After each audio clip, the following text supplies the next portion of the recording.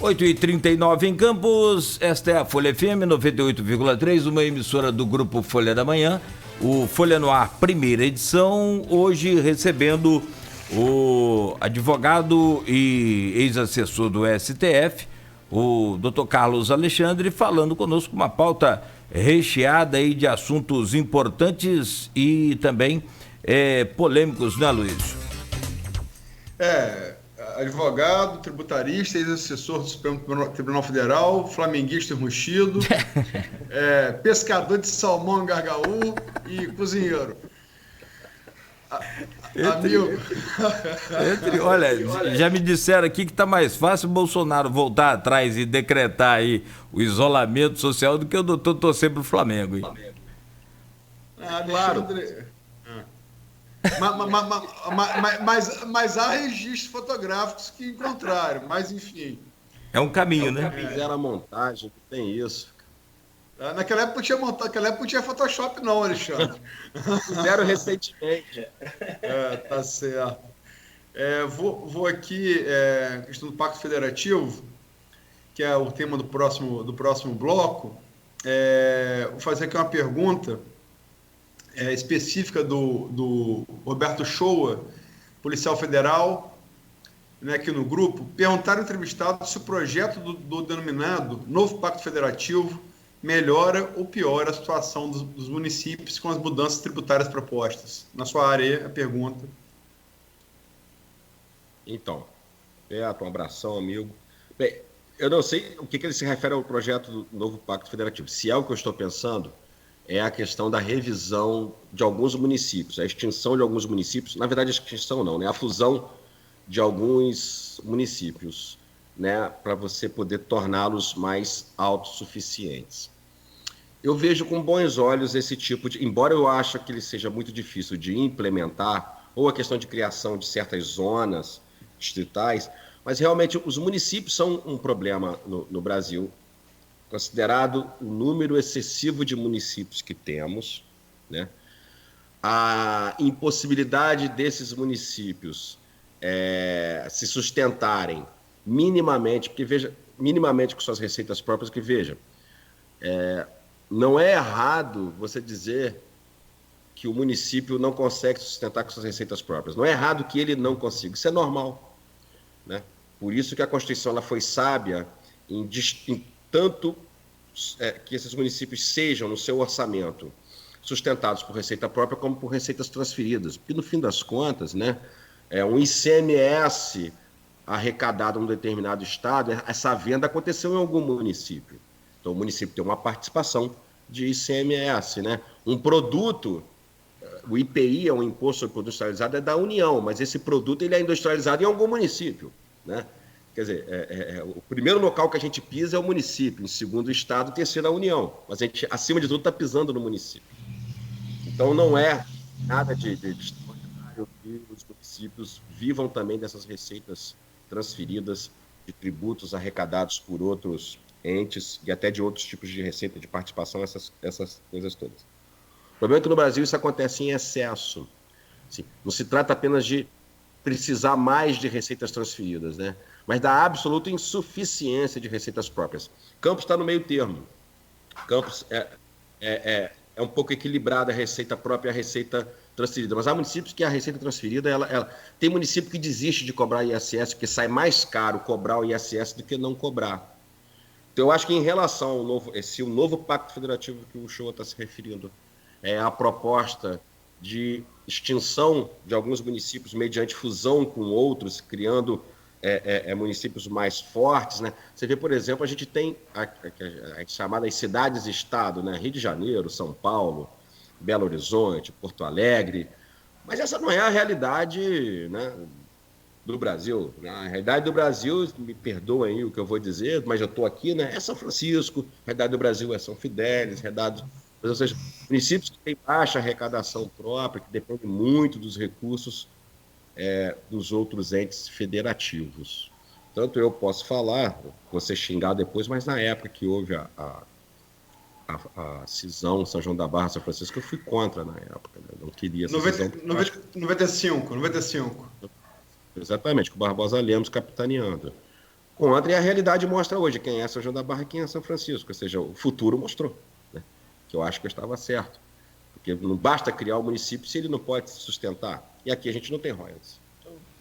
Então, eu vejo com bons olhos, mas eu reconheço as dificuldades de implementação desse novo pacto, até porque vai importar perda de poder por muitos, né?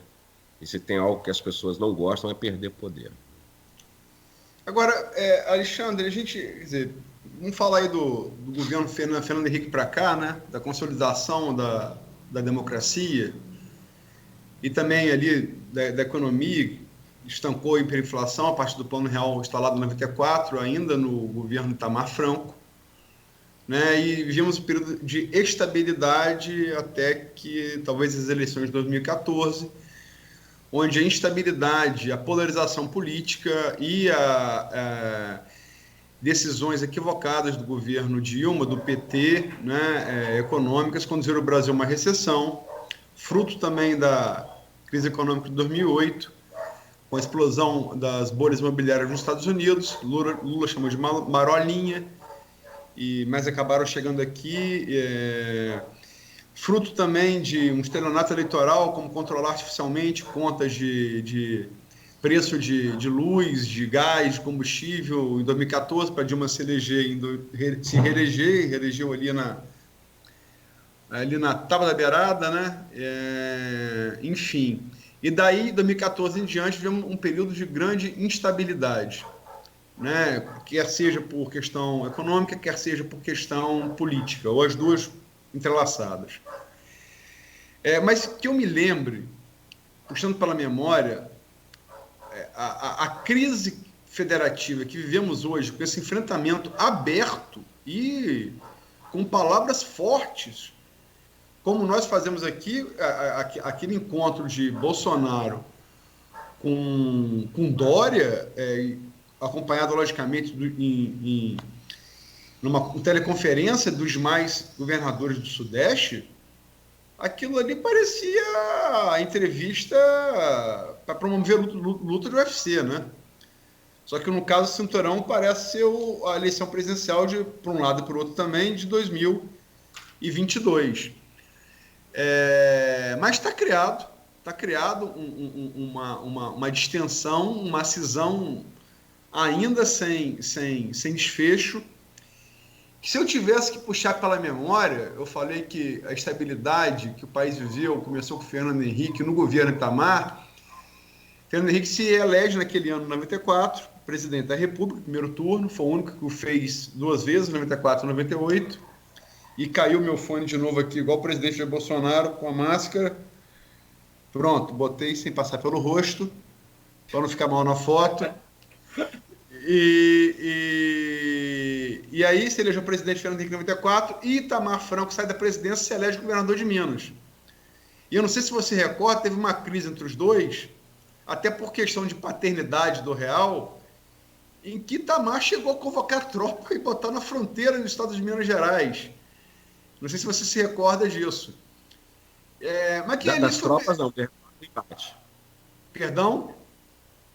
Das tropas eu não me lembrava do embate. Teve, ele botou as tropas da Polícia Militar Mineira nas fronteiras e, fechando qualquer entrada do exército, por aí. Enfim, aquelas coisas de teatro. Mas que eu me lembro foi a última crise federativa de vulto que nós tivemos, ali em 94, 95. Nós estamos já em 2020. Você acha que a crise mais grave da federação que a gente vive desde a Constituição de 88? Eu acho, e era previsível. Eu vou fazer só duas observações antes de dar minha opinião sobre isso. A primeira é só contar uma história rápida, né? O ministro Barroso, hoje ministro Luiz Roberto Barroso, ele junto com Cleve, do Paraná, os dois doutrinadores autores da chamada doutrina da efetividade da Constituição, né? Doutrina da efetividade da Constituição, dizendo o seguinte: a Constituição de 88 precisa ser levada a sério como norma. Antes as Constituições não eram levadas a sério como norma, eram meros conselhos, meros programas. A Constituição é norma, e como norma ela tem que ser aplicada diretamente pelo Judiciário quando for o caso, e obriga os legisladores a segui-la. Assim, foi a doutrina que fez com que o Supremo crescesse do ponto de vista do papel dele normativo no futuro, tal. Foi uma doutrina muito importante. E aí eu fui aluno dele no mestrado, no doutorado, e na aula dele a gente tinha uma parte em que uma aula que falava sobre isso, né? E ele destacava a importância da Constituição, da doutrina da normativa, da Constituição como norma, da efetividade da norma da Constituição como para o sucesso, né? À época, 2010, sucesso, o levante dos direitos fundamentais, tal. E eu fiz uma intervenção que vai ser, professor, mas uma coisa eu tenho certeza que talvez eu seja um pouco mais velho que meus colegas aqui, e eu vivi a época da inflação, né? Eu gostava muito de comer um quibe e tomar uma Pepsi ali no Timbuca, na esquina da minha casa. E eu fazia isso 2 vezes por dia, né? Antes do almoço e de noite. E os preços mudavam. Então, de manhã o quibe era um preço, né? O Pepsi era um outro preço, de noite outro. Eu não via cenário de efetividade de Constituição de Direitos Fundamentais com essa absoluta esquizofrenia econômica, essa alternância de preço, tal. Eu acho que o Plano Real ele foi tão ou mais importante para os direitos fundamentais quanto a Constituição como um todo. Ele virou e falou assim, olha, eu sou o pai da doutrina da efetividade, mas eu tenho que reconhecer que isso é real, sim, sem figura aqui de linguagem. Ele disse que isso foi o que ele escutou do Zé Serra, no avião, que eles pegaram um avião juntos, o Zé Serra sentou do lado dele, olhou para ele e falou assim, você é aquele constitucionalista que diz que tudo é norma, tudo é Constituição? Eu sou Luiz Alberto Barroso, prazer, eu sou o Zé Serra. Tem nada a ver com o que você está dizendo. Ele comentando, né, o Zé Serra com as particularidades dele. Tem nada a ver com o que você está falando. O sucesso da Constituição de 88 é o Plano Real. Então, veja, aí você transporta essa história para o período de recessão econômica e instabilidade econômica da Dilma. Do período da Dilma. Então, era natural que a gente tivesse um grande backlash, uma grande reação dos movimentos mais contrários ao PT, à esquerda, que prevaleceram os movimentos de ultradireita. E aí, esses movimentos prevaleceram no Brasil como um todo, nas dois principais estados do país, Rio de Janeiro e São Paulo. E aí vem a minha segunda observação. Veja, o embate de Bolsonaro não é mais com o PT, não é mais com políticos de esquerda. O embate com políticos do mesmo viés ideológico, da mesma linha de populismo ultradireitista, Dória e o Witzel. É no mínimo curioso que agora a gente está tendo um racha ou uma disputa entre aliados que são trigêmeos. São trigêmeos, sendo que 2 inteligentes e um burro, mas são trigêmeos do ponto de vista político. Quer dizer, isso me dá uma esperança. Aí eu estou falando do ponto de vista político, vou tratar do ponto federativo. Me dá uma esperança, porque eu acho que o Brasil só vai voltar a ter a estabilidade política na sequência de uma estabilidade econômica, se ela vier com o Guedes, não vai vir de forma barata, mas se ela vier, eu só consigo enxergar se essas rupturas à extrema-direita elegerem alguém de centro-esquerda ou centro-direita pelo voto, né? Se derrotar o Bolsonaro pelo voto, sendo um político de centro-esquerda ou de centro-direita. Da mesma forma que as rupturas e os erros imensos do PT, principalmente aquilo que você destacou, né? Do modelo artificial de governar a economia, né? Principalmente na questão dos combustíveis, e também as pedaladas que existiram, que a Dilma fez em relação ao orçamento, o financiamento por banco público dos programas sociais para poder não ter problema com Aécio Neves, né? Se explodisse que o orçamento estava quebrado, não tinha como pagar os programas sociais, ela não poderia ser eleita. Então, tudo isso aconteceu, o PT é culpado de 70% da gente hoje ser governado por Bolsonaro, na minha opinião. Mas eu acho que a estabilidade política ela só virá. Se Bolsonaro se reeleger, não teremos estabilidade política ainda. Nós vamos continuar sendo governados por alguém que não traz estabilidade política, que suscita essa discussão o tempo inteiro, não sei até onde a gente vai aguentar, né? Mas essa estabilidade eu acho que só virá se esse tipo de ruptura que nós estamos vendo aí, né, eleger alguém de centro-esquerda, centro-direita de forma, né, democrática.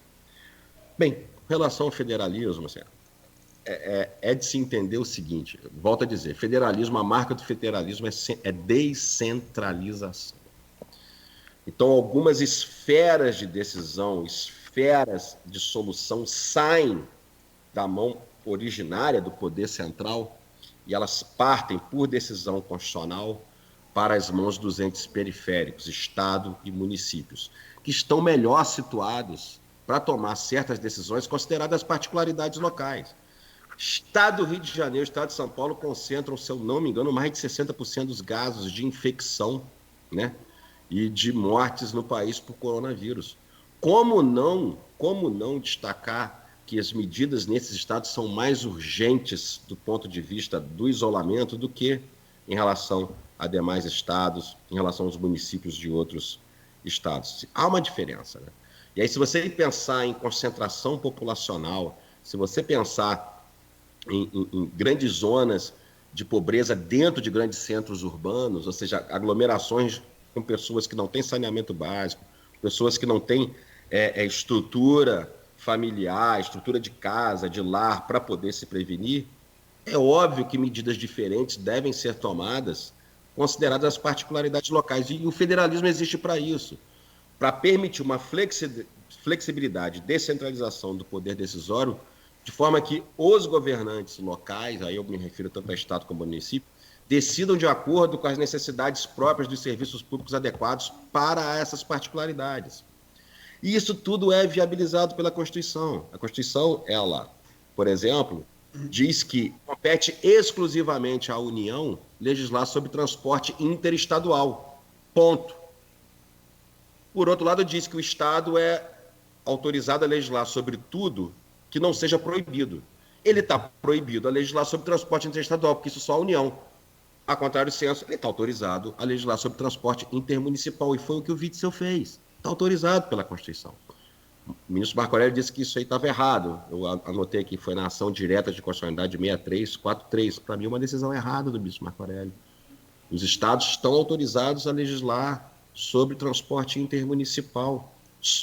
O interestadual que é só da União. Em casos como esse, é lógico que ele está autorizado a proibir o transporte intermunicipal se ele entender que essa é a melhor medida para evitar a questão do coronavírus. A questão do trabalho, aí pensando nos municípios, compete exclusivamente à União legislar sobre direito do trabalho. Mas há várias decisões do Supremo em que os municípios podem legislar sobre o horário de funcionamento de banco, entendendo que legislar sobre o horário de funcionamento do banco não é legislar sobre direito do trabalho, mas legislar sobre segurança dentro do município, que é interesse local. E a Constituição fala expressamente, o município é autorizado a legislar sobre interesse local, sobre tudo aquilo que é de interesse local, ainda mais um interesse local urgente. Então, se o município pode disciplinar horários diferentes de serviço bancário por uma questão de segurança do munícipe, é claro que num cenário como esse, pode o município, na minha opinião, legislar, tem competência para legislar sobre funcionamento ou não de estabelecimentos comerciais em tempos de crise de saúde como essa.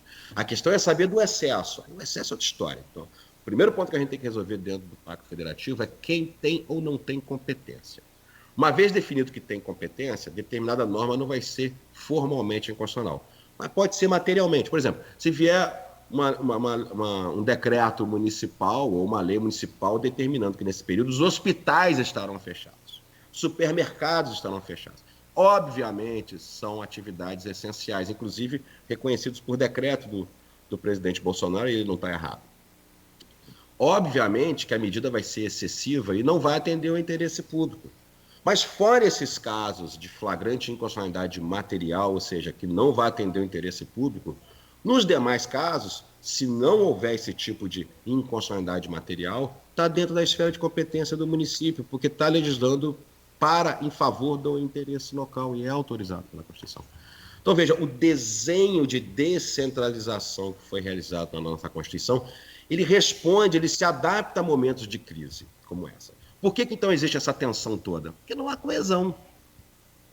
O presidente da República foi para o enfrentamento, foi enfrentar medidas de governo paulista e do Rio de Janeiro, mesmo vendo que São Paulo e Rio de Janeiro são situações totalmente diferentes nesse momento em relação ao resto do Brasil, salvo o melhor juízo, salvo eu esteja errado quanto aos números.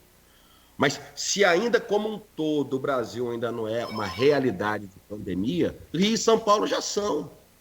né? Aí alguém vai chegar e dizer a idiotice, mas a dengue mata mais, mas não sei o que mata mais. Veja bem, dengue mata mais, não sei o que mata mais, e o coronavírus vai matar junto, a gente pode evitar, né?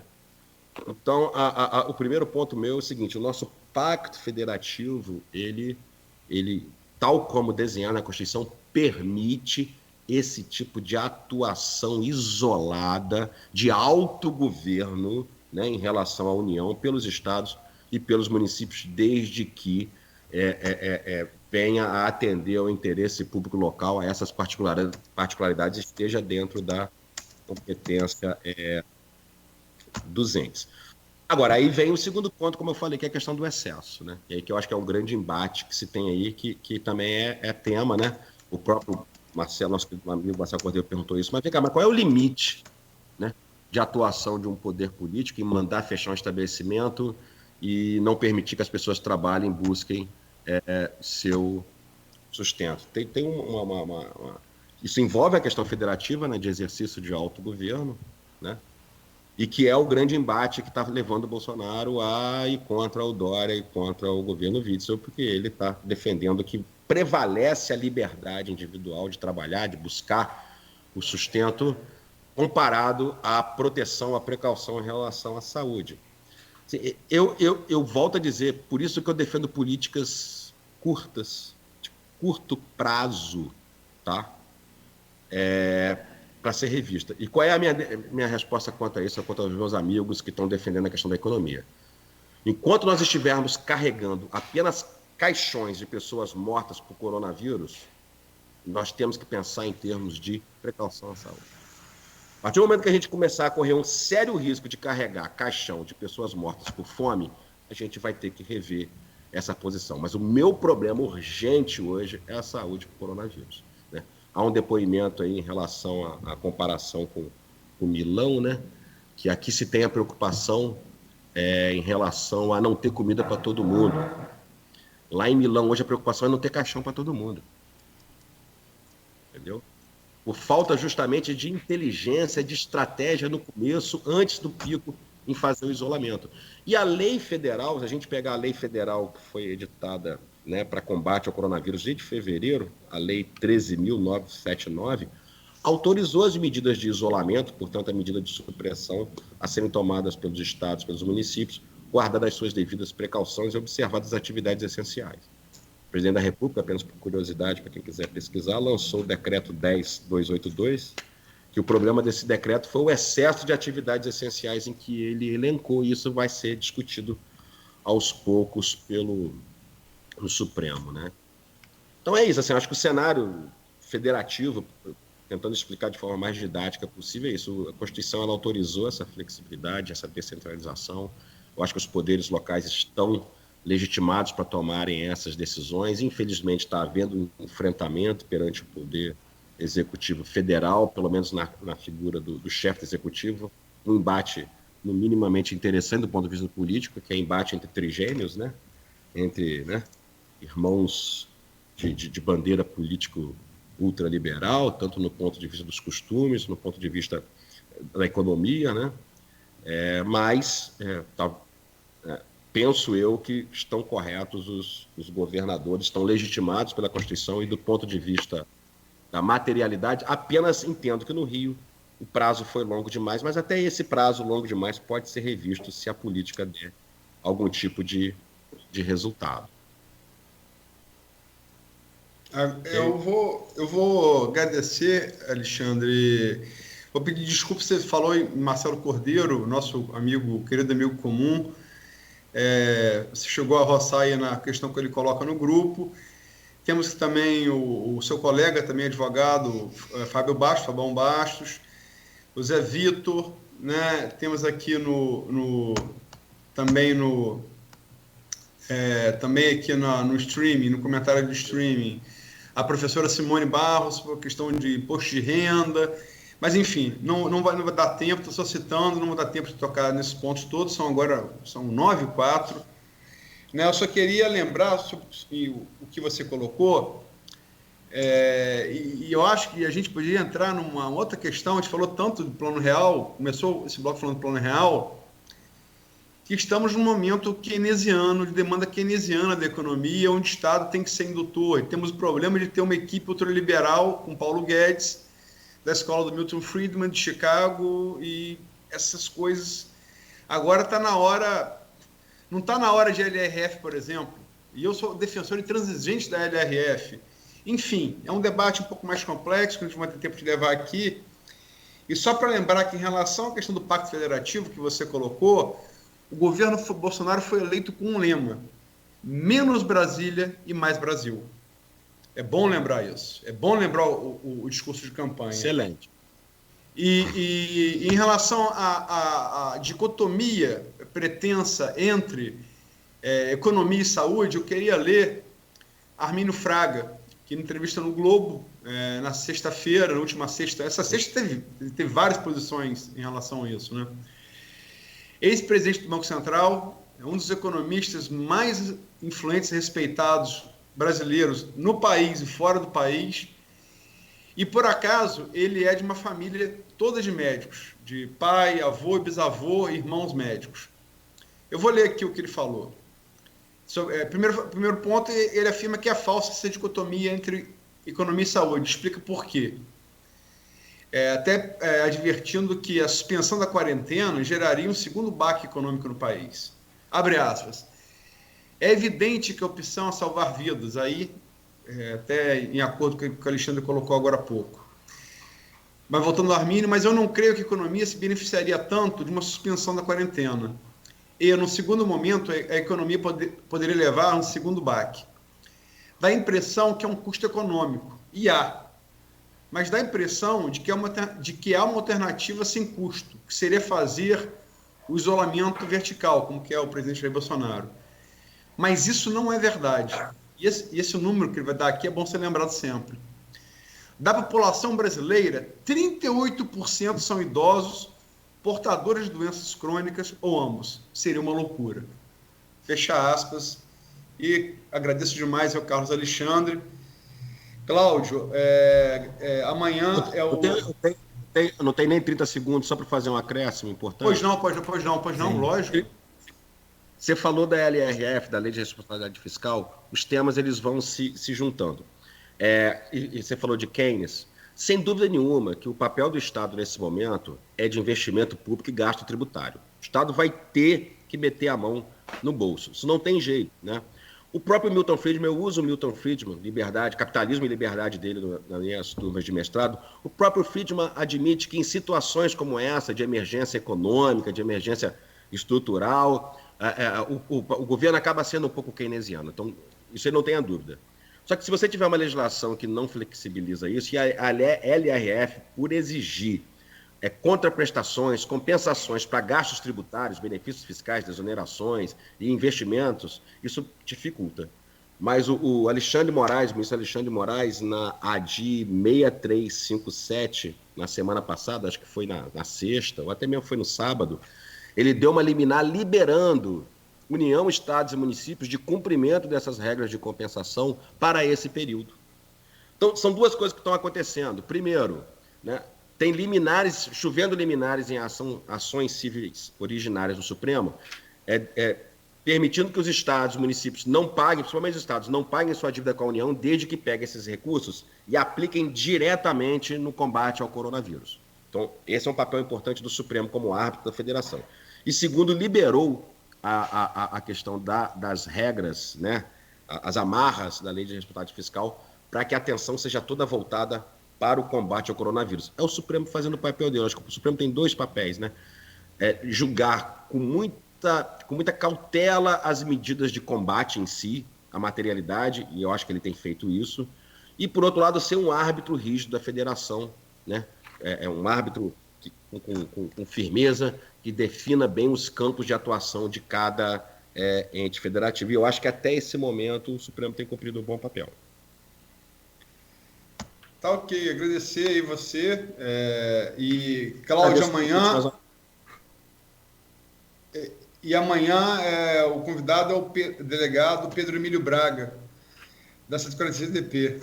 Alexandre, quer deixar uma palavra de despedida?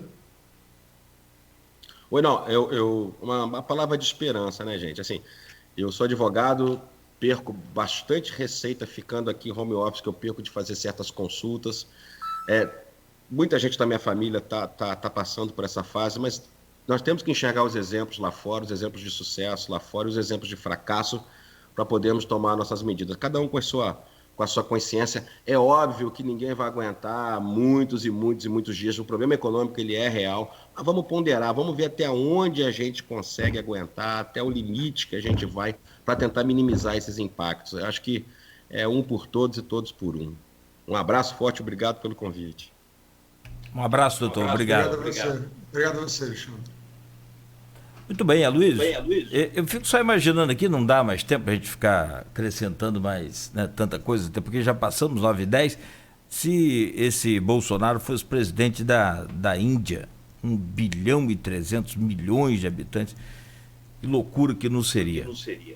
E excepcional a participação do doutor Carlos Alexandre. Muito obrigado a você, então, Aloysio. Te agradeço muito, Cláudio, e o Alexandre também, essa nova forma aí, vamos levar até as coisas voltarem ao seu eixo normal, e faço minhas palavras do Alexandre de esperança. E eu acho o seguinte, que de tempos em tempos a espécie humana é testada e enfrenta grandes desafios. O nosso último grande desafio global foi a Segunda Guerra Mundial, e ela acabou em 1945. De lá para cá, a gente não viveu uma realidade dessa. E para aquela geração, do início do século XX, foi muito importante, foi a geração de ouro, que derrubar um cara como o Hitler a bala não é para qualquer geração. E o fizeram. E agora o inimigo é outro. Em vez de bigodinho ridículo, ele tem coroas na sua superfície por esse coronavírus. Mas é o mesmo tipo de enfrentamento, e o que a nossa geração, todos nós fizermos aqui agora, vai ecoar por um bom tempo, né? Não é bravata de Bolsonaro, é como homem, não, é como geração humana. É isso, um abraço. Ok, um abraço. Mais uma vez, obrigado aí. Um abraço, doutor, muito obrigado.